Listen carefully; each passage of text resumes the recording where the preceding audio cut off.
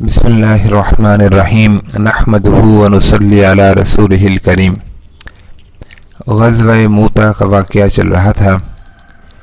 غزوہ موتا کے اختتام پر جب آپ صلی اللہ علیہ وسلم کو یہ معلوم ہو چکا کہ حضرت جعفر رضی اللہ تعالی عنہ شہید ہو گئے ہیں، تو آپ صلی اللہ علیہ وسلم حضرت جعفر رضی اللہ تعالی عنہ کے مکان پر تشریف لے گئے، بچوں کو بلایا اور ان کے سروں پر ہاتھ پھیرا اور آنکھوں سے آنسو روان ہو گئے۔ حضرت جعفر رضی اللہ تعالیٰ عنہ کی بیوی حضرت اسماء بنت امیس رضی اللہ تعالیٰ عنہ سمجھ گئیں اور عرض کیا کہ یا رسول اللہ صلی اللہ علیہ وسلم، میرے ماں باپ آپ صلی اللہ علیہ وسلم پر فدا ہوں، آپ صلی اللہ علیہ وسلم کیوں رو رہے ہیں؟ کیا جعفر رضی اللہ تعالیٰ عنہ اور ان کے رفقا کے متعلق آپ صلی اللہ علیہ وسلم کو کوئی اطلاع ملی ہے؟ آپ صلی اللہ علیہ وسلم نے فرمایا کہ ہاں، آج وہ شہید ہو گئے۔ اسماء بنت امیس رضی اللہ تعالیٰ عنہ فرماتی ہیں کہ یہ سنتے ہی میری چیخ نکل گئی اور عورتیں میرے پاس جمع ہو گئیں، اور حضرت صلی اللہ علیہ وسلم اپنے گھر تشریف لے گئے اور فرمایا کہ جعفر کے گھر والوں کے لیے کھانا پکا کر بھیجو۔ آج وہ اپنے صدمے میں مشغول ہیں، اور خود آپ صلی اللہ علیہ وسلم پر اس صدمے کا بہت اثر تھا۔ اس غم میں 3 دن تک مسجد میں تشریف فرما رہے۔ حضرت خالد بن ولید رضی اللہ تعالی عنہ جب لشکر اسلام کو لے کر موتا سے واپس ہوئے اور مدینہ کے قریب پہنچے تو حضرت صلی اللہ علیہ وسلم اور مسلمانوں نے مدینہ سے باہر جا کر ان کا استقبال کیا۔ غزوہ موتا کے بعد سریہ عمرو بن عاص رضی اللہ تعالی عنہ اور سریہ ابو عبیدہ رضی اللہ تعالی عنہ بھی پیش آئے، اور اللہ تعالی نے دونوں میں مسلمانوں کو فتح عطا فرمائی۔ غزوۃ الفتح الاعظم یعنی فتح مکہ، رمضان المبارک سن 8 ہجری۔ جس وقت قریش اور رسول اللہ صلی اللہ علیہ وسلم کے مابین حدیبیہ میں صلح ہوئی اور عہد نامہ لکھا گیا، تو اس وقت دیگر قبائل کو اختیار دیا گیا تھا کہ جس کے عہد اور عقد میں چاہیں شامل ہو جائیں۔ چنانچہ بنو بکر قریش کے عہد میں اور بنو خزاعہ رسول اللہ صلی اللہ علیہ وسلم کے عہد میں شامل ہو گئے۔ ان دونوں قبیلوں میں زمانہ جاہلیت سے انبن چلی آ رہی تھی، جس کا سبب یہ تھا کہ مالک بن عباد حضرمی ایک مال تجارت لے کر خزاعہ کی سرزمین میں داخل ہوا۔ خزاعہ کے لوگوں نے اس کو قتل کر ڈالا اور اس کا تمام مال و اسباب لوٹ لیا۔ بنو بکر نے موقع پا کر حضرمی کے معاوضے میں بنو خزاعہ کے ایک آدمی کو قتل کر ڈالا۔ قبیلہ خزاعہ نے اپنے ایک آدمی کے معاوضے میں بنو بکر کے 3 سرداروں زعیب اور سلمہ اور کلثوم کو میدان عرفات میں حدود حرم کے قریب قتل کر ڈالا۔ زمانہ جاہلیت سے زمانہ بعثت تک یہی سلسلہ رہا۔ ظہور اسلام کے بعد اسلامی معاملات میں مشغول ہو جانے کی وجہ سے سلسلہ رک گیا۔ حدیبیہ میں ایک میعادی صلح ہو جانے کی وجہ سے فریقین ایک دوسرے سے مامون اور بے خوف ہو گئے۔ بنو بکر نے اپنی دشمنی نکالنے کا موقع غنیمت سمجھا، چنانچہ بنو بکر میں سے نوفل بن معاویہ نے اپنے ہمراہیوں کے خزاعہ پر شب خون مارا، اور رات کا وقت تھا۔ خزاعہ کے لوگ پانی کے ایک چشمے پر سو رہے تھے جس کا نام وطیر تھا۔ قریش میں سے صفوان بن امیہ اور شیبہ بن عثمان اور سہیل بن عمر اور حویتب بن عبد العزا اور مقرز بن حفص نے پوشیدہ طور پر بنو بکر کی امداد کی۔ خزاعہ نے بھاگ کر حرم میں پناہ لی، مگر ان کو بھی قتل سے پناہ نہ ملی۔ قریش نے بنو بکر کی ہر طرح سے امداد کی، ہتھیار بھی دیے اور لڑنے کے لیے آدمی بھی دیے۔ خزاعہ کے لوگ مکہ میں بدیل بن ورقہ خزائی کے مکان میں گھس گئے، مگر بنو بکر اور رؤسائے قریش نے گھروں میں گھس کر ان کو مارا اور لوٹا، اور یہ سمجھتے رہے کہ رسول اللہ صلی اللہ علیہ وسلم کو اس کی اطلاع نہ ہوگی۔ جب صبح ہوئی تو قریش کو اپنے فعل پر ندامت ہوئی اور یہ سمجھ گئے کہ ہم نے عہد شکنی کی، اور جو معاہدہ ہم نے رسول اللہ صلی اللہ علیہ وسلم کے ساتھ حدیبیہ میں کیا تھا اس کو ہم نے اپنی غلطی سے توڑ ڈالا۔ عمر ابن سالم خزاعی 40 آدمیوں کا ایک وفد لے کر مدینہ منورہ بارگاہ نبوی صلی اللہ علیہ وسلم میں حاضر ہوا۔ آپ صلی اللہ علیہ وسلم اس وقت مسجد میں تشریف فرما تھے۔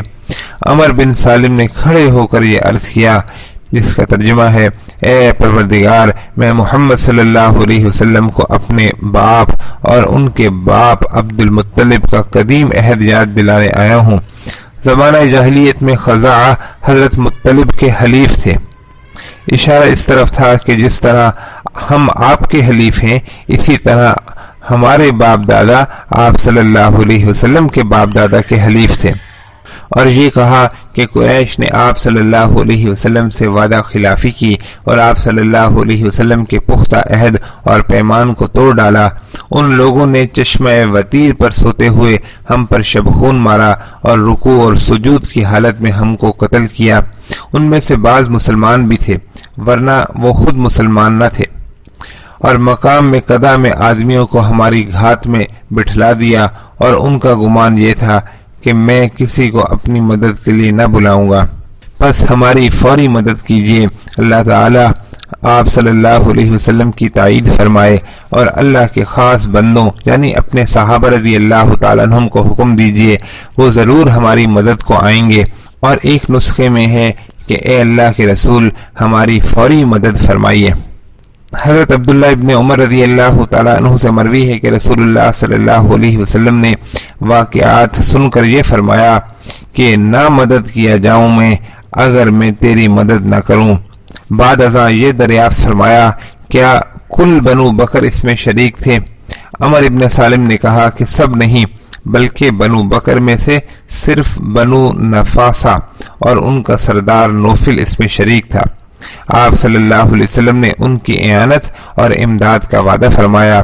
اس کے بعد یہ وفد واپس ہو گیا، اور آپ صلی اللہ علیہ وسلم نے ایک قاصد قریش مکہ کے پاس روانہ کیا کہ ان کو یہ پیغام پہنچا دے کہ 3 باتوں میں سے ایک بات اختیار کر لیں۔ نمبر 1، مقتولین خزاعہ کی دیت دے دی جائے۔ نمبر 2، یا بنو نفاسہ کے عہد اور عقد سے علیحدہ ہو جائیں۔ نمبر 3، یا معاہدہ حدیبیہ کے فسخ کا اعلان کر دیں۔ قاصد نے جب پیام پہنچایا تو قریش کی طرف سے قرطہ بن عمر نے یہ جواب دیا کہ ہم نہ مقتولین خزاعہ کی دیت دیں گے اور نہ بنو نفاسہ سے اپنے تعلقات کو منقطع کریں گے۔ ہاں، معاہدہ حدیبیہ کے فسخ پر ہم راضی ہیں۔ لیکن قاصد روانہ ہونے کے بعد قریش کو ندامت ہوئی اور فوراً ہی ابو سفیان کو تجدید معاہدہ اور مدت صلح کو بڑھانے کے لیے مدینہ روانہ کیا۔ ابو سفیان تجدید صلح کے لیے مکہ سے مدینہ روانہ ہوئے، اور آن حضرت صلی اللہ علیہ وسلم نے صحابہ رضی اللہ تعالیٰ عنہم کو خبر دی کہ ابو سفیان مکہ سے مدت صلح کو بڑھانے اور عہد کو مضبوط کرنے کے لیے آ رہا ہے۔ چنانچہ ابو سفیان مکہ سے روانہ ہوا اور مقام اسفان میں پہنچ کر ابو سفیان کی بدیل بن ورقہ خزاعی سے ملاقات ہوئی۔ ابو سفیان نے بدیل سے دریافت کیا کہ کہاں سے آ رہا ہے۔ بدیل نے کہا، میں اسی قریب کی وادی سے آ رہا ہوں۔ بدیل یہ کہہ کر مکہ کی طرف روانہ ہو گیا۔ اس کے بعد ابو سفیان کو خیال آیا کہ بدیل ضرور مدینہ سے واپس آ رہا ہے، چنانچہ ابو سفیان نے اس جگہ کو جا کر دیکھا جہاں بدیل نے اونٹ بٹھلایا تھا۔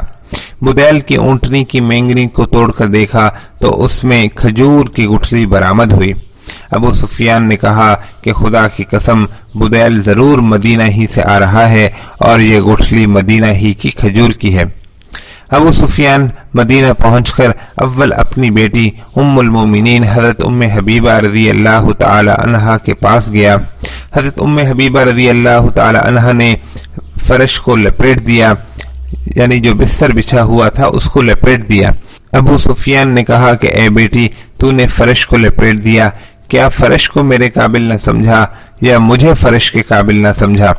ام حبیبہ رضی اللہ تعالی عنہا نے کہا کہ یہ رسول اللہ صلی اللہ علیہ وسلم کا بستر ہے، اس پر ایک مشرک جو کہ شرک کی نجاست سے ملوث اور آلودہ ہے وہ نہیں بیٹھ سکتا۔ ابو سفیان نے جھلا کر کہا کہ اے بیٹی، خدا کی قسم تو میرے بعد شر میں مبتلا ہو گئی۔ ام حبیبہ رضی اللہ تعالی عنہا نے کہا، شر میں نہیں بلکہ کفر کی ظلمت سے نکل کر اسلام کے نور اور ہدایت کی روشنی میں داخل ہو گئی، اور آپ سے تعجب ہے کہ آپ سردار قریش ہو کر پتھروں کو پوجتے ہیں کہ جو نہ سنتے ہیں اور نہ دیکھتے ہیں۔ ابو سفیان وہاں سے اٹھ کر مسجد میں آئے اور بارگاہ رسالت میں عرض کیا کہ میں قریش کی طرف سے تجدید معاہدہ اور مدت صلح کو بڑھانے کی غرض سے حاضر ہوا ہوں۔ آپ صلی اللہ علیہ وسلم نے کوئی جواب نہیں دیا۔ بارگاہ رسالت سے جب کوئی جواب نہ ملا تو ابو سفیان ابو بکر رضی اللہ تعالیٰ عنہ کے پاس آئے اور ان سے سفارش کی درخواست کی۔ ابو بکر رضی اللہ تعالیٰ عنہ نے فرمایا کہ میں اس بارے میں کچھ نہیں کر سکتا۔ اس کے بعد عمر رضی اللہ تعالیٰ عنہ بن خطاب کے پاس گیا اور ان سے سفارش کی درخواست کی۔ عمر ابن خطاب رضی اللہ تعالیٰ عنہ نے یہ فرمایا، اللہ اکبر، میں تیری سفارش کے لیے رسول اللہ صلی اللہ علیہ وسلم کی خدمت میں حاضر ہوں۔ دنیا میں اگر کوئی ساتھی مجھ کو میسر نہ آئے تو میں تنہا تجھ سے جہاد کرنے کو تیار ہوں۔ یہ سنتے ہی چپکا سا حضرت علی رضی اللہ تعالیٰ عنہ کے پاس آیا۔ اس وقت ان کے پاس ان کی بیوی فاطمہ الزہرا رضی اللہ تعالی عنہا اور حسن رضی اللہ تعالی عنہ بھی بیٹھے تھے۔ ابو سفیان نے حضرت علی رضی اللہ تعالی عنہ سے مخاطب ہو کر کہا کہ اے ابو الحسن، آپ ہم سے قرابت میں سب سے قریب ہیں۔ میں ایک شدید ضرورت سے آیا ہوں، یہ چاہتا ہوں کہ ناکام واپس نہ ہوں، لہذا آپ میری رسول اللہ صلی اللہ علیہ وسلم سے سفارش فرمائیے۔ حضرت علی رضی اللہ تعالیٰ عنہ نے فرمایا کہ خدا کی قسم، رسول اللہ صلی اللہ علیہ وسلم نے اس بارے میں کچھ قصد فرما لیا ہے، لہذا اب کسی کی مجال نہیں کہ وہ اس بارے میں رسول اللہ صلی اللہ علیہ وسلم سے کچھ کہہ سکے۔ ابو سفیان یہ سن کر حضرت فاطمہ رضی اللہ تعالی عنہا کی طرف متوجہ ہوا اور کہا کہ اے بنت محمد صلی اللہ علیہ وسلم، اگر آپ اس بچے یعنی امام حسن کو یہ حکم دیں کہ وہ پکار دے کہ میں نے قریش کو پناہ دی تو ہمیشہ کے لیے عرب کا سردار مان لیا جائے۔ حضرت فاطمہ رضی اللہ تعالی عنہ نے فرمایا، اول تو یہ کم سن ہے، یعنی پناہ دینا تو بڑوں کا کام ہے، دوسرے یہ کہ رسول اللہ صلی اللہ علیہ وسلم کی مرضی کے خلاف کون پناہ دے سکتا ہے۔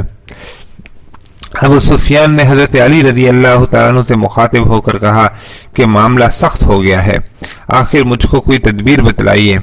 حضرت علی رضی اللہ تعالیٰ عنہ نے کہا، اور تو کچھ میری سمجھ میں نہیں آتا، صرف اتنا خیال میں آتا ہے کہ اگر اس کو تو اپنے لیے مفید اور کارآمد سمجھے تو کر گزر۔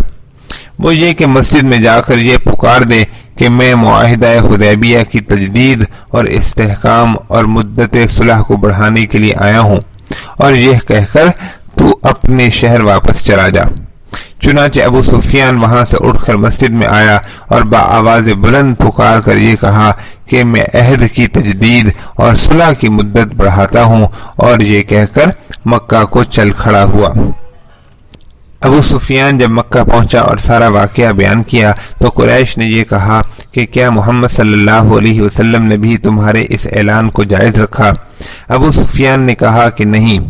قریش نے کہا کہ محمد صلی اللہ علیہ وسلم کی رضامندی اور اجازت کے بغیر تم کیسے مطمئن ہو گئے؟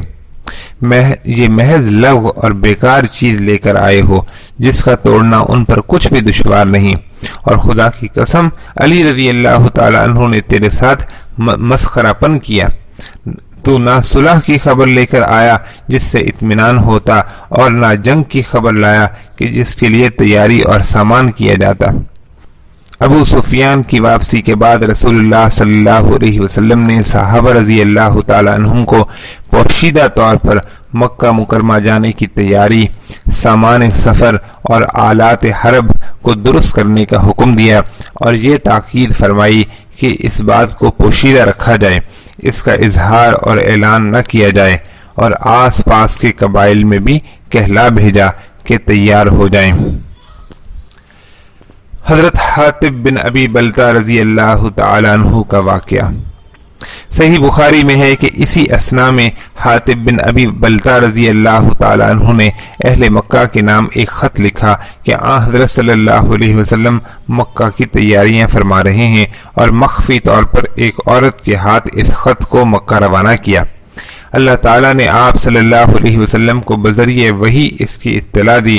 آپ صلی اللہ علیہ وسلم نے حضرت علی رضی اللہ تعالی عنہ اور حضرت زبیر اور حضرت مقداد رضی اللہ تعالی عنہما کو روانہ کیا کہ تم برابر چلے جاؤ یہاں تک کہ روضہ خاخ میں تم کو ایک اونٹ پر سوار ایک عورت ملے گی، اس کے ساتھ مشرکین مکہ کے نام حاطب بن ابی بلتہ کا ایک خط ہے، وہ اس سے لے آؤ۔ چنانچہ روضہ خاخ میں پہنچ کر ہم کو ایک عورت ملی، اونٹ بٹھلا کر اس کی تلاشی لی، کہیں خط نہ ملا۔ ہم نے کہا کہ خدا کی قسم اللہ کا رسول کبھی غلط نہیں کہہ سکتا۔ ہم نے اس عورت سے کہا کہ بہتر ہوگا کہ تو وہ خط ہم کو دے دے، ورنہ ہم برہنہ کر کے تیری تلاشی لیں گے۔ اس وقت اس عورت نے اپنے بالوں کے جوڑے میں سے خط نکال کر ہم کو دیا۔ ہم وہ خط لے کر آپ صلی اللہ علیہ وسلم کی خدمت میں حاضر ہوئے۔ آپ صلی اللہ علیہ وسلم نے حاطب بن ابی بلتہ رضی اللہ تعالی عنہ کو بلا کر دریافت فرمایا کہ کیا معاملہ ہے۔ حاطب رضی اللہ تعالیٰ عنہ نے عرض کیا کہ یا رسول اللہ صلی اللہ علیہ وسلم، آپ مواخذے میں عجلت نہ فرمائیں۔ یا رسول اللہ صلی اللہ علیہ وسلم، قریش سے میری کوئی قرابت نہیں، فقط حلیفانہ تعلقات ہیں۔ میرے اہل و عیال آج کل مکہ میں ہیں جن کا کوئی حامی اور مددگار نہیں، بخلاف مہاجرین کے کہ مکہ میں ان کی قرابتیں ہیں، قرابتوں کی وجہ سے ان کے اہل و عیال محفوظ ہیں۔ اس لیے میں نے یہ چاہا کہ جب قریش سے میری کوئی قرابت نہیں تو ان کے ساتھ کوئی احسان کروں جس کے صلے میں وہ میرے اہل و عیال کی حفاظت کریں۔ خدا کی قسم میں نے دین سے مرتد ہو کر اور اسلام کے بعد کفر سے راضی ہو کر ہرگز یہ کام نہیں کیا، میری غرض فقط وہی تھی جو میں نے عرض کیا۔ یہ صحیح بخاری کی روایت میں ہے، اور ایک روایت میں یہ ہے کہ ابن عباس رضی اللہ تعالی عنہ حضرت عمر رضی اللہ عنہ سے راوی ہیں کہ بس میں نے ایک خط لکھا کہ جس میں میرا یہ نفع ہے اور اللہ اور اس کے رسول کا کوئی نقصان نہیں۔ صحیح بخاری میں ہے کہ آپ صلی اللہ علیہ وسلم نے سن کر یہ فرمایا کہ آگاہ ہو جاؤ، یقیناً اس نے تم سے سچ بیان کیا ہے۔ حضرت عمر رضی اللہ تعالیٰ عنہ نے عرض کیا کہ یا رسول اللہ صلی اللہ علیہ وسلم، اجازت دیجیے کہ اس منافق کی گردن اڑا دوں۔ آپ صلی اللہ علیہ وسلم نے فرمایا کہ تحقیق حاطب رضی اللہ تعالیٰ عنہ بدر میں حاضر ہوئے، اور اے عمر تجھ کو کیا معلوم، شاید اللہ تعالیٰ نے نظر رحمت سے اہل بدر کو یہ فرما دیا ہو کہ جو چاہے کرو، بلا شبہ میں نے تمہاری مغفرت کر دی ہے۔ یہ سن کر حضرت عمر رضی اللہ تعالیٰ عنہ کی آنکھوں میں آنسو بھر آئے اور عرض کیا کہ اللہ اور اس کے رسول ہی بہتر جانتے ہیں، یعنی جو بدر میں شریک ہوا وہ کبھی منافق نہیں ہو سکتا۔ ان لوگوں نے اللہ کی راہ میں وہ جاں بازی اور سرفروشی دکھلائی کہ حاملین عرش اور ملائکہ مقربین بھی ان پر اش اش کرنے لگے، اور جو بھی اللہ اور اس کے رسول صلی اللہ علیہ وسلم کے مقابلے پر آیا، خواہ وہ باپ ہو یا بیٹا، بھائی ہو یا دوست، بے دریغ اس سے مقابلہ اور مقاتلہ کیا، اور اللہ اور اس کے رسول صلی اللہ علیہ وسلم کی محبت کے نشے میں ایسے چور اور مخمور ہوئے کہ اپنے بھی بیگانے بن گئے، اور اللہ کا بول بالا کیا، اور کفر اور شرک کے سر پر وہ کاری ضرب لگائی کہ پھر وہ زخم مندمل نہ ہو سکا۔ حاطب رضی اللہ تعالیٰ عنہ کہ خط کا مضمون بھی اسی پر دلالت کرتا ہے کہ ان کا منشا عیاذاً باللہ نفاق نہ تھا۔ وہ خط یہ تھا کہ اے گروہ قریش، رسول اللہ صلی اللہ علیہ وسلم رات کی مانند تم پر ایک ہولناک لشکر لے کر آنے والے ہیں جو سیلاب کی طرح بہتا ہوگا۔ خدا کی قسم اگر رسول اللہ صلی اللہ علیہ وسلم بلا لشکر کے خود تنہا بھی تشریف لے جائیں تو اللہ تعالی ضرور آپ کی مدد فرمائے گا، اور فتح و نصرت کا جو وعدہ خدا نے آپ صلی اللہ علیہ وسلم سے کیا ہے وہ ضرور پورا ہو کر رہے گا۔ یعنی آپ کی کامیابی لشکر پر موقوف نہیں، پس تم اپنے انجام کو سوچ لو۔ والسلام۔ اللہ جل شانہ نے حاطب رضی اللہ تعالیٰ عنہ کے اس واقعے میں سورہ ممتحنہ نازل فرمائی، یعنی یا ایہا الذین آمنوا لا تتخذوا عدوی وعدوکم اولیاء تلقون الیہم بالمودہ، جس میں حق تعالی شانہ نے کافروں سے دوستانہ تعلقات کے احکام بیان فرمائے۔ اس سورت کی تفسیر کو دیکھ لیا جائے۔